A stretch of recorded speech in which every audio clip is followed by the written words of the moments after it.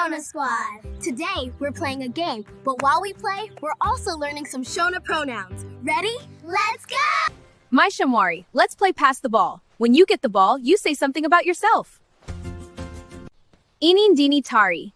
Ini means I and ndini means am. So I'm saying I am Tari. Ini ndini mia. Yes! You did it!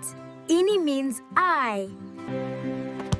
Hey Tari, iwe kutamba here. What does that mean? Great question. Iwe means you, one person. Olu asked me, are you playing? So if I talk to all of us, what do I say? Ishu meaning we. So Isutiri the Shona Squad!